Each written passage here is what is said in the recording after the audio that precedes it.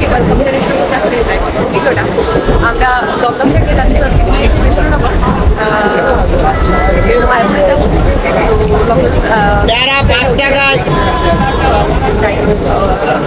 Second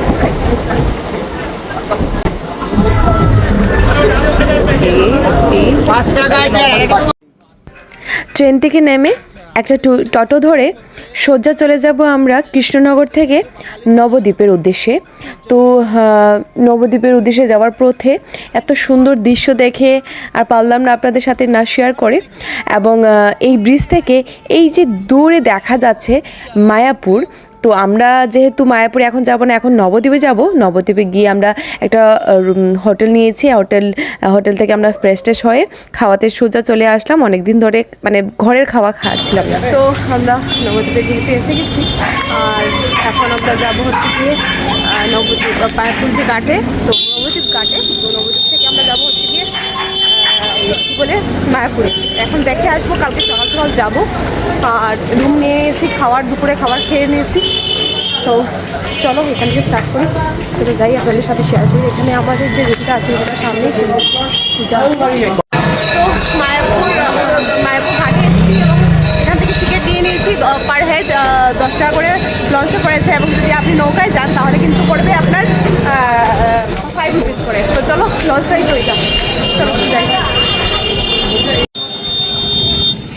এইখানে যাবো আমরা, চলো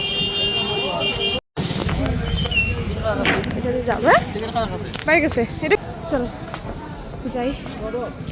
দেন তো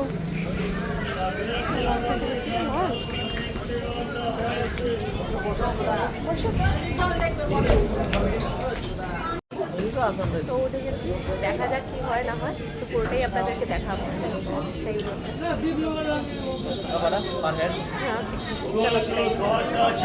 তো নবদ্বীপ থেকে এই লঞ্চটা ছেড়ে দিয়েছে মায়াপুরের উদ্দেশ্যে।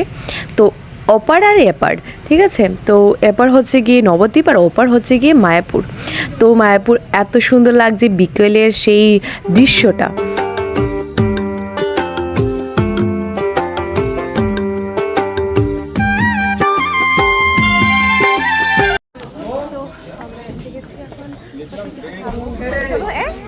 তোমরা কোন দিকে গেছো?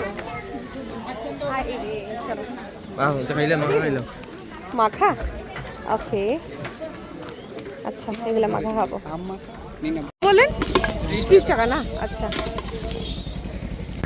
তো মায়াপুরে লঞ্চ থেকে নেমে হঠাৎ করে দেখলাম এখানে আপনার আম মাখা, অনেক ধরনের মাখা, যে আমড়া মাখা, পেয়ারা মাখা, ওগুলা একটা স্টল বসেছে, একজন দাদা দিয়েছে। তো এইটা দেখে আর লোভ সামলাতে পারলাম না, আর জিভে অনেকটা জল আসছে।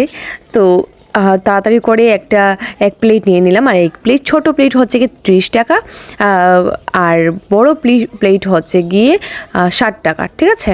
তো ওইটা খাচ্ছি, আর বাইকে বলছি একটু আমাকে ক্যামেরা করে দে, ও উল্টা পাল্টা করে দিচ্ছে। যাই হোক, আর এইটা মাখাটা ভীষণ টেস্টি ছিল। আর ওই দিন আম মাখা খাওয়ার জন্য গিয়েছিলাম, কিন্তু আম মাখা খাইনি, জাস্ট আমড়া মাখা খেয়েছি। ভীষণ টেস্টি ছিল। এখন যে ভয়েস ওভারটা দিচ্ছি, এখন এই দৃশ্যটা দেখে, মানে এই আম মাখাটা দেখে না জিভে জল এসে গেছে। তো এখান থেকে তাড়াতাড়ি করে চলে যাব আমরা মায়াপুর ইস্কন মন্দিরে। আর ওই দাদাটাকে জিজ্ঞেস করেছিলাম যে লাস্ট লঞ্চটা কবে যাবে মায়াপুর থেকে নবদ্বীপে। তো ওই দাদা বলেছিলেন যে রাত্রে 8টার সময় লাস্ট একটা লঞ্চ যায়, যেটা মায়াপুর থেকে নবদ্বীপে। তো আমি ওদেরকে বললাম যে হেঁটে চলো খাই, কারণ সময়টা অনেকটা নষ্ট হয়ে যাবে। আর এমনিতেই আমরা অনেকটা বিকেল করে এসেছি। তো বেশিটা আমি আর ভিডিও ক্লিপে নেই, আমরা ওই দিন লাইভও করেছিলাম, তো লাইভের মধ্যেও আছে।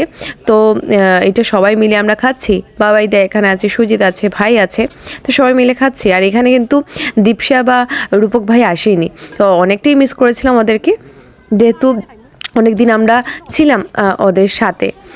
তো এখানে একজন ঠাম্মা হঠাৎ করে এসে সুজিতকে তিলক পরিয়ে দিয়েছেন, তারপরে আমাকে দিচ্ছেন। তো আমি ভাবছি যে এখন দেবো কি দেবো না। উনি বললেন যে তোমাকে সুন্দর করে ছোট্ট করে একটা তিলক দিয়ে দেবো। এখানে দেখুন অনেক সুন্দর করে এই ঠাম্মা আমাকে তিলক পরিয়ে দিলেন। আমার ভীষণ ভালো লাগে তিলক পরতে, দেখতেই পাচ্ছ। আর ভাবছি যে সুন্দর হবে কি না। তো উনি বললেন আমি তোমাকে সুন্দর করে দেবো, ঠিক আছে। এইবারে দেখুন আমার তিলক পরার পরে লুকসটাই চেঞ্জ হয়ে গেছে। তো এবারে এখান থেকে একটা টোটো ধরবো, টোটো ধরেছি যে মায়াপুর ঘাট থেকে টোটো ইস্কন মন্দিরে পর্যন্ত 10 টাকা করে নেয়, ঠিক আছে।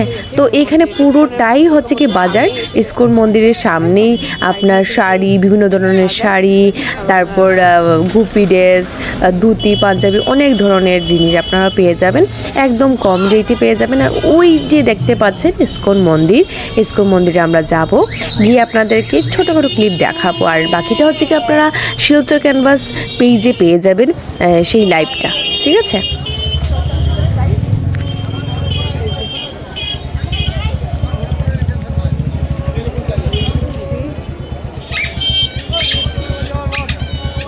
এই সেই ইস্কন মন্দির, আমরা ভিতরে যাব, ঠিক আছে। আর বাকিটা হচ্ছে কি আমরা শিলচর ক্যানভাস পেজে পেয়ে যাবেন।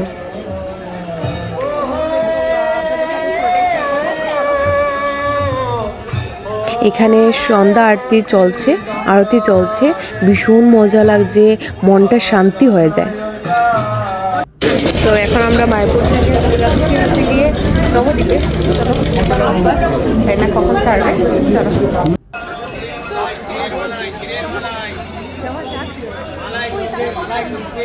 তারপর বাজার টাজার করে চলে আসলাম কাশি, শঙ্খ ওগুলা নিতে নবদ্বীপে।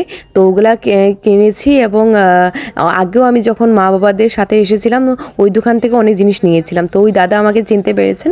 তো ওই দোকান থেকে সোজা চলে যাব বাড়ি, মানে হোটেলে। আর এখান থেকে কিন্তু আমার গোপকেও নিয়েছিলাম। তো আজকের এই ভিডিওটা কীরকম লেগেছে অবশ্যই কমেন্ট বক্সে জানাবেন। ভালো লাগলে অবশ্যই আপনাদের মতামত কমেন্টের মাধ্যমে জানিয়ে দেবেন। Thank you so much.